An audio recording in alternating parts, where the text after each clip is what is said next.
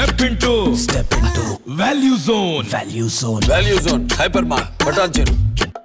తెలంగాణలో కాంగ్రెస్ హామీ ఇచ్చిన 6 గ్యారెంటీల కోసం ప్రజలు ఆశగా ఎదురు చూస్తున్నారు.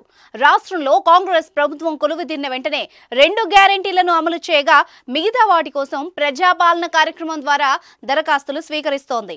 ఈ కార్యక్రమం జనవరి 6తో ముగియనుంది. దీంతో పథకాలు ఎప్పుడు అమలు చేస్తారన్న ఆసక్తి నెలకొంది. ముఖ్యంగా పెంచిన 4000 పెన్షన్ తీసుకోవాలన్న ఆశ పండుటాకుల్లో కనిపిస్తోంది.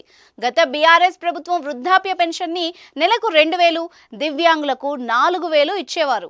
కాంగ్రెస్ అధికారంలోకి వస్తే వృద్ధాప్య పెన్షన్లని 4000కు, దివ్యాంగులకు పెన్షన్ ని 6000కు పెంచుతామని హామీ ఇచ్చింది.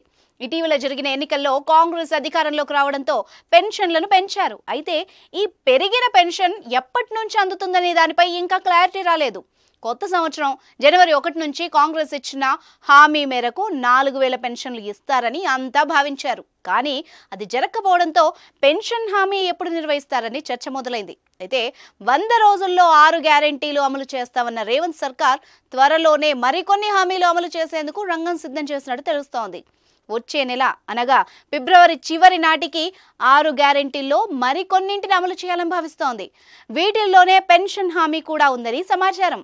ఇప్పటికే ప్రజాపాలన కార్యక్రమం ద్వారా వచ్చిన దరఖాస్తుల్ని పరిశీలించి అర్హులైన వారిని ఎంపిక చేసే ప్రక్రియ ప్రారంభించారు. ఇప్పటికే పెన్షన్ వస్తున్న వారు ఈ పథకానికి మళ్లీ కొత్తగా అప్లై చేయాల్సిన అవసరం లేదని ప్రభుత్వం చెప్పింది. రేవంత్ రెడ్డి కూడా పెన్షన్ పంపిణీ అమలుకు కసరత్తు ప్రారంభించాలని అధికారులను ఆదేశించగా వారు మార్గదర్శకాలు సిద్ధం చేసినట్టుగా వార్తలు వస్తున్నాయి. విధి విధానాలకు సంబంధించి సూచనలు జారీ చేశారని, అలాగే పథకాల అమలుకు ఎంత ఖర్చు అవుతుందన్న లెక్కల్ని అధికారులు ప్రభుత్వానికి అందజేశారని తెలుస్తోంది.